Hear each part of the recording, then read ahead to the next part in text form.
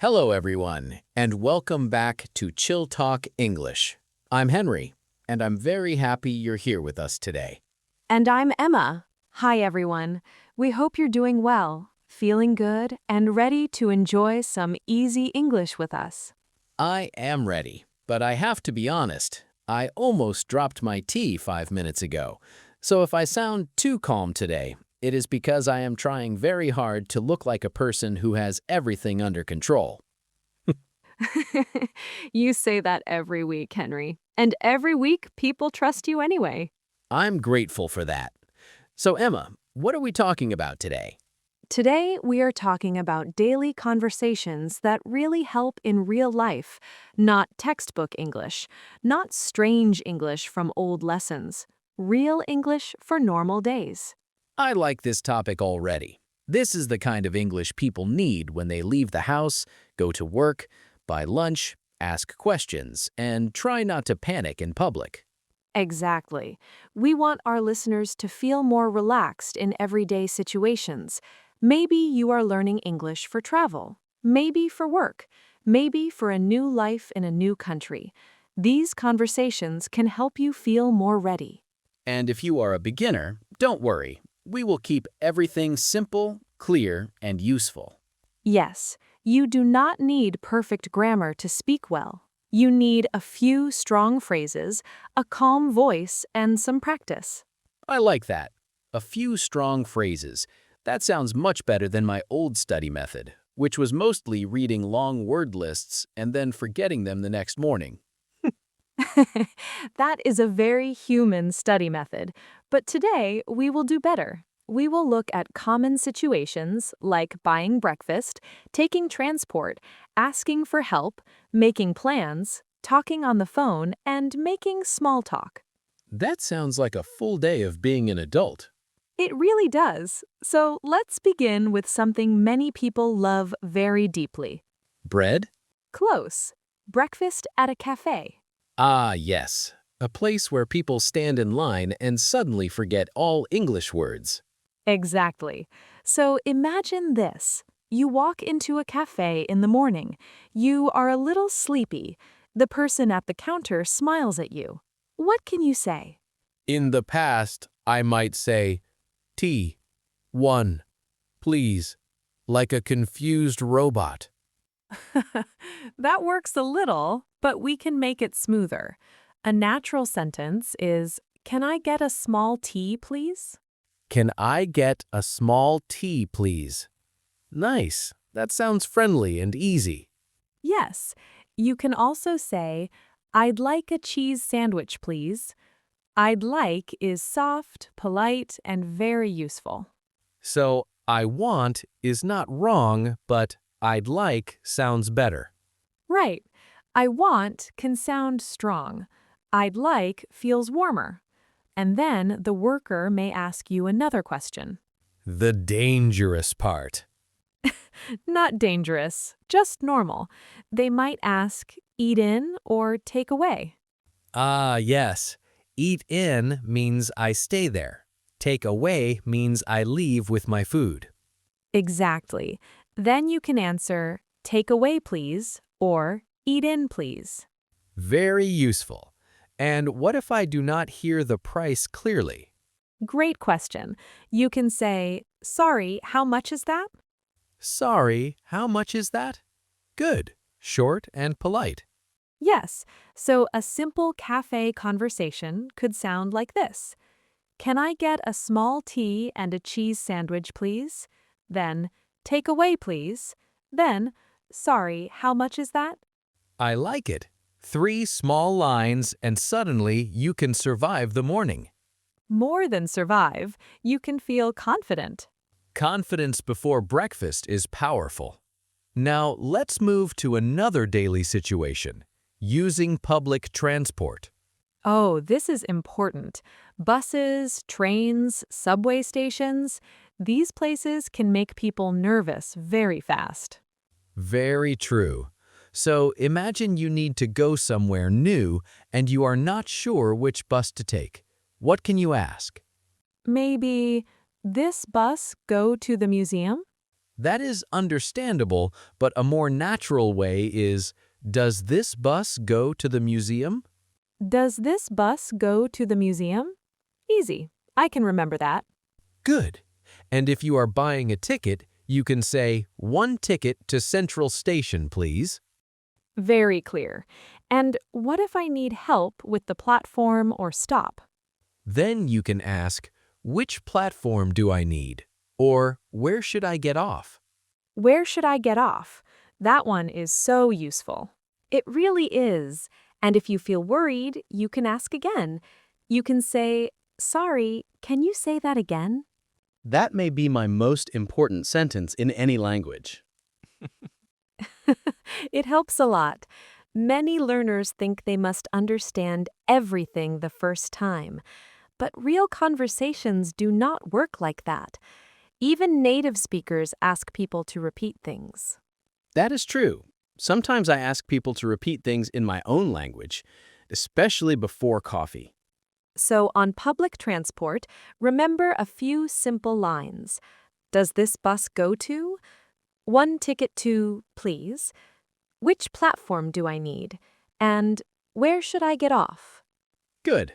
I already feel less lost. Wonderful, because our next topic is very close to that feeling. Uh-oh. Asking for help in a store. I always try to find everything by myself for 20 minutes before I ask anyone. That is because you are trying to be polite. And because I am stubborn. Fair. So imagine you are in a supermarket or a pharmacy and you cannot find what you need. Start with, excuse me. The magic door opener. Yes. Then you can ask, where can I find toothpaste? Or, do you sell phone chargers? That's better than walking in circles and looking confused near the cookies. Exactly. And if the worker gives directions inside the store, they may say, it's on aisle 5 or it's near the front. Aisle is a good word. It means the long space between shelves. Right. And if you need something in another size or type, you can ask, do you have a larger one? Or do you have this in black? Nice. That works in many places. Yes. And here's another very useful question. Can you help me choose? Oh, that is good. It sounds friendly, not too formal, not too direct. Exactly. Many shop workers are happy to help if you ask simply and kindly. I think learners forget that. People usually want to help. They do. A calm voice and a polite question can take you a long way. Okay, Emma, I have one. Go on. Let's say I am in a pharmacy because I have a headache, and I do not know the word for the medicine I need. That happens a lot. You can say, I have a headache. What do you recommend? Very nice. That feels natural and easy to use. Yes, simple English is often the best English. I'm putting that on a pillow. Please do. Now let's go to another big part of life, ordering food at a restaurant. A very important skill, a deeply serious topic. Very serious. So you sit down and the server comes to your table. They may say, are you ready to order? And then I look at the menu like I have never seen food before. Many people do. If you need more time, you can say, can I have a few more minutes? Helpful. That gives me time to stop pretending I understand every item on the menu. Exactly. And when you are ready, you can say, I'll have the chicken soup, please. Or, can I get the noodles, please? I'll have the chicken soup, please. Very clear. Yes. And if you have a question, you can ask, what do you recommend? That is useful in restaurants too. True. And what if I do not eat meat? Then you can say, do you have any vegetarian dishes? Great. Short and practical. Also, if something is unclear, ask. You can say, what comes with that? Or, is it spicy? Important, very important. There's a big difference between a little spicy and crying at the table. Yes, there is. And at the end, you may need one more phrase. Could I have the bill, please? A classic. And maybe one more. Please tell me this meal was free because I smiled politely. You can try, but I don't think it will work. Worth a dream. Now let's talk about making plans with friends. I like this one. This is happy English. It is.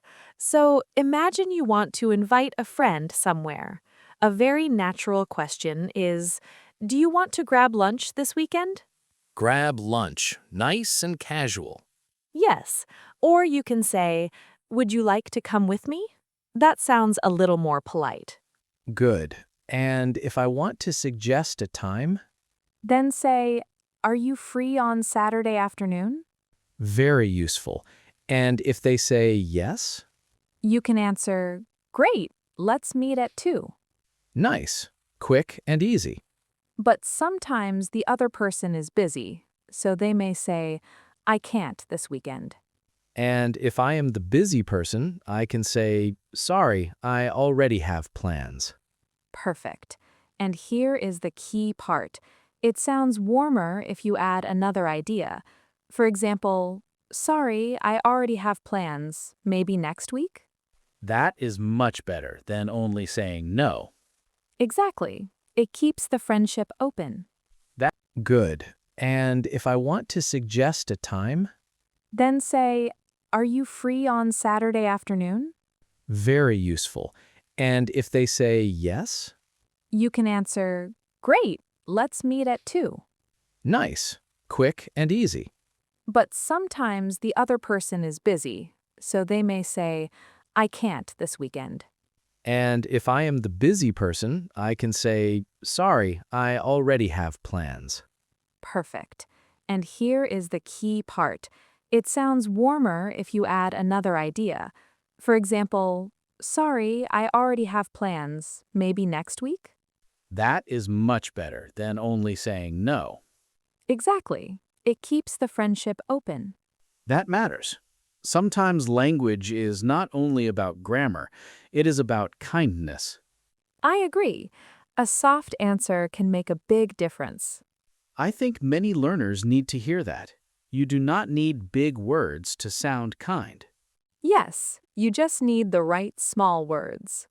All right, I have another daily challenge. Let me guess. Talking on the phone? How did you know? Because everyone gets a little nervous on the phone. It is true. Without a face, without body language, I suddenly become less brave. Then this part is for you. Let's talk about phone calls for appointments and information. Very necessary.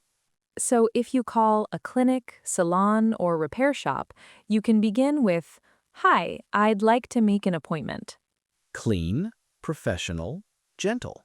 Yes. Then if they ask when, you can say, Do you have anything available on Thursday? Anything available on Thursday. Good phrase. And if you need information, you can ask, What time do you open? Or, How late are you open today? Oh, I like that second one. Very natural. Yes, it sounds conversational. And if you do not catch a name, you can ask, Sorry, could you spell that for me? Another useful line. Sometimes names, street names, and email addresses can be hard on the phone. Exactly. And remember, it is okay to speak slowly. You can even say, I'm still learning English, so could you speak a little slowly? I love that sentence. Honest and strong at the same time. Yes, many people will happily slow down if you ask. That sentence can save a lot of stress. It really can. All right, Emma, we have done food, transport, stores, plans, and phone calls. What's next? One more thing that happens almost every day, small talk. Ah, the little conversations before the real conversation. Yes, Small talk can happen with a neighbor, classmate, coworker, gym staff member, or even the person next to you in line. Some people love small talk, some people fear it. And many learners feel pressure because they think they need to say something clever, but small talk is usually very simple. That is comforting. A good start is, "How's your day going?" Friendly and light. Yes. Or, "Busy day today?" Nice. And what is a good answer? You can say, "It's going well, thanks." Or, "A little busy, but not bad." That sounds natural. Not too short, not too long. Exactly. Then you can ask back, "How about you?"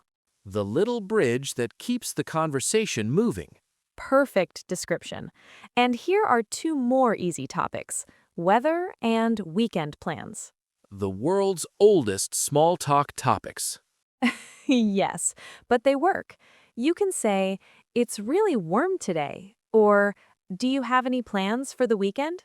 And if someone asks me that, I can say, not much, I just want to rest. Not is a perfect answer, real and simple. I like small talk more when I remember it does not need to be impressive. Exactly. It just needs to be human. That is a lovely way to say it. Thanks, Henry. So, today we covered many parts of daily life: buying breakfast, taking transport, asking for help in a store, ordering food, making plans, calling for appointments, and having small talk. Yes, and all of those moments can feel scary when you're learning English, but they become easier when you practice small phrases again and again. That is the key. Not giant lessons, not hard speeches, just useful sentences that fit into real life. And remember this too: if your sentence is not perfect, that's okay. Communication is the goal. Yes. If you say, "One ticket to Central Station, please," nobody will stop you and ask for a perfect grammar test. Exactly. Real life is kinder than many learners think. I wish more people knew that. Me too. So, listeners, here is a little challenge. Choose one phrase from today and use it this week. Just one. That is enough. Maybe at a cafe. Maybe on the bus. Maybe when you make plans with a friend. And if you feel shy, practice at home first. Say the sentence out loud, listen to your voice, get comfortable with it. Yes, quiet practice is still real practice. Before we go, we want to ask you something. What is one conversation you have again and again in your daily life? Maybe you ask customers questions. Maybe you speak to classmates. Maybe you order coffee every morning. Maybe you call people for work. Tell us in the comments. We love hearing about your real English life. And if this episode helped you, please share it with a friend who is learning too. Learning feels lighter when you do it together. It really does. Thanks for spending this time with us today. You did great just by listening, and you will do even better when you start using these phrases. Keep going, keep speaking, and be kind to yourself while you learn. We'll see you next time here on Chill Talk English. Take care, everyone. Bye for now. Bye.